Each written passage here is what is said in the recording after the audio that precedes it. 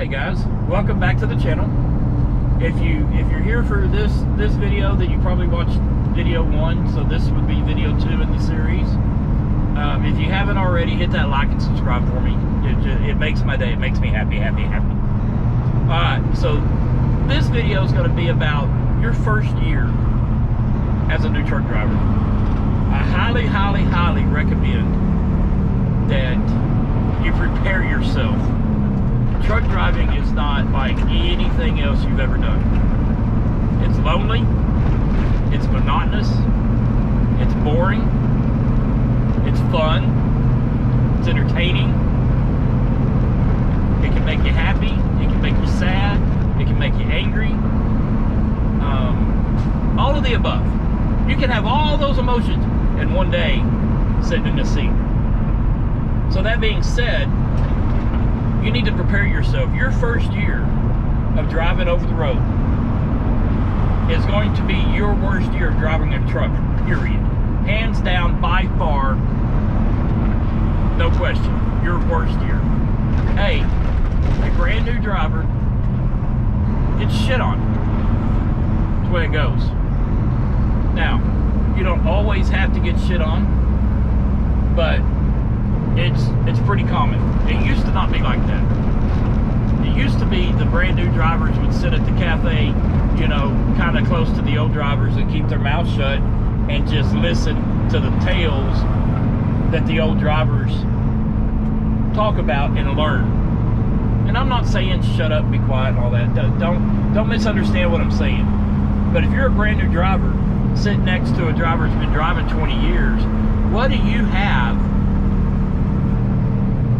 to add to the conversation? Probably not a lot. So that's one of the things that has gone away from the industry is a lot of these drivers come out here, and it's not just the trucking industry.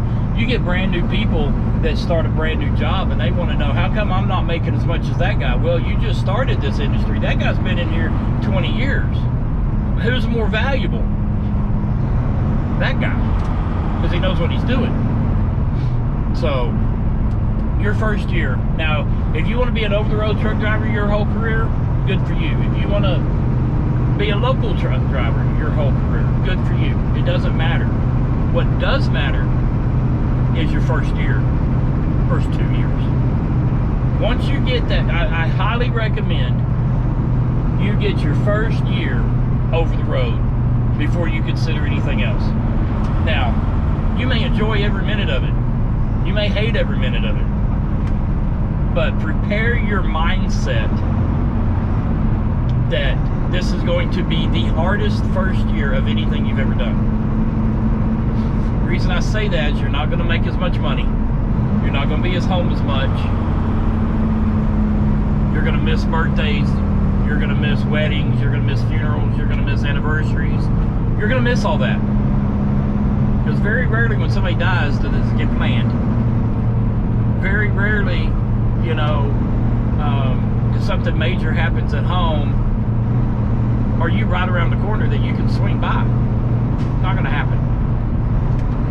A lot of drivers go to work for a lot of these companies. These companies promise them, oh, you're home every weekend. I got a buddy working for a company now in Florida, home every weekend. And he is. For the most part, he is. But I make about twice the money he makes because I run. And I'm not saying he's not a hard worker. He runs his butt off.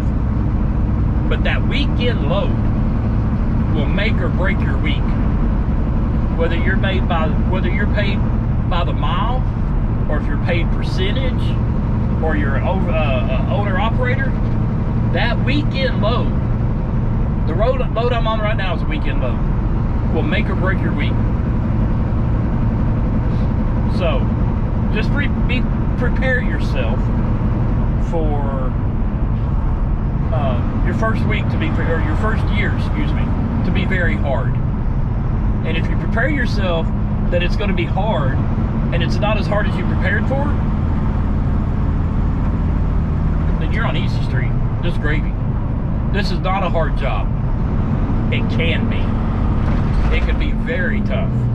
It can be very relaxing. It can be very monotonous.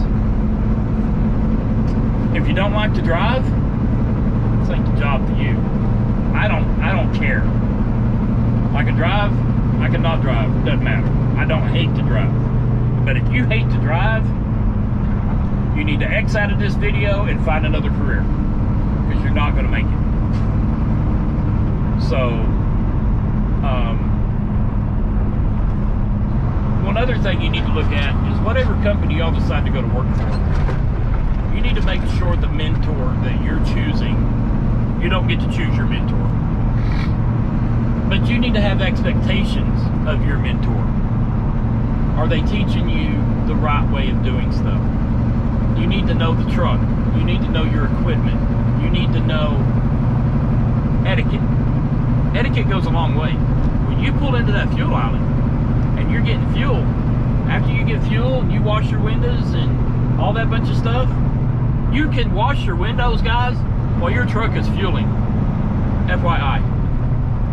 I have a video on how to fuel in my library. It's in my shorts. I can do another one if you need. But that mentor, that is his job, is to teach you how to fuel, how to work your fuel card, how to get the perks and the points and all that from the different truck stops, how to get all that. When you fuel, when you get done, you pull forward.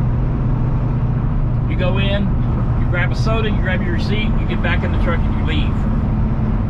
If you're going to do anything more, then take a leak and grab a receipt and maybe a soda, park your truck. Park it. When I started driving back in the 90s, if you left your truck at the fuel island and they were busy. Now, if the fuel island is nobody there, and I need to run in and use the bathroom, or we're hungry and they got something we want to eat and there is nobody in the fuel island, I'll pull up in the fuel island. Come at me, YouTube, if you want to. But if there's people there, you park that truck. Now, because my wife is with me, a lot of times what we'll do is I'll pull up behind the truck that's fueling.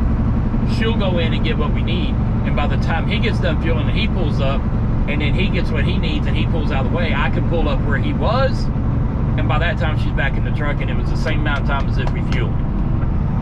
Don't block the fuel island, guys. Don't park in the fuel island to go take a shower.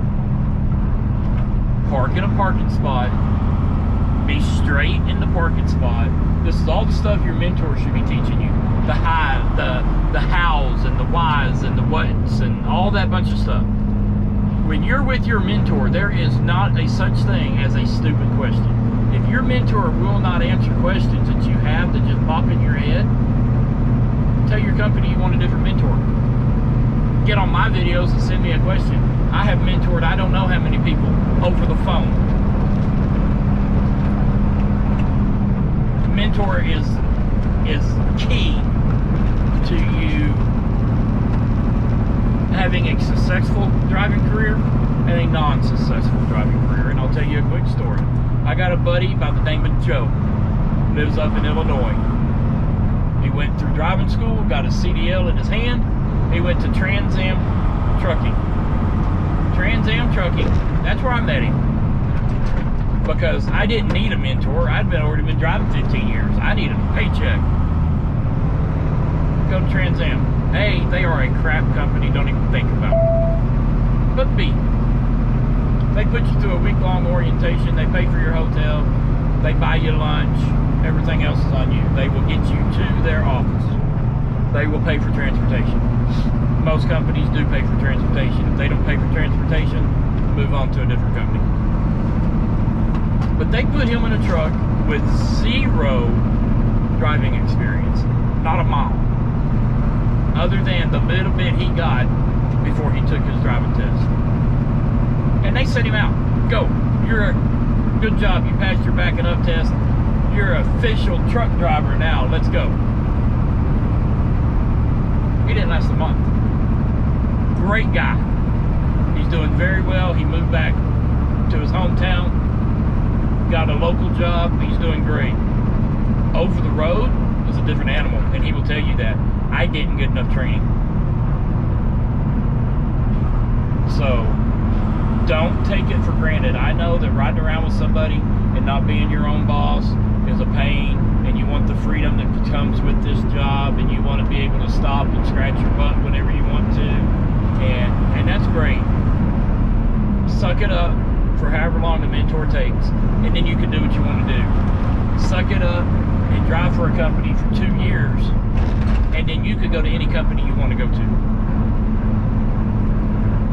You go local, you can stay off the road, you can do whatever you want to do, but you can get out from underneath those companies like CR England or Western Express that pay crap,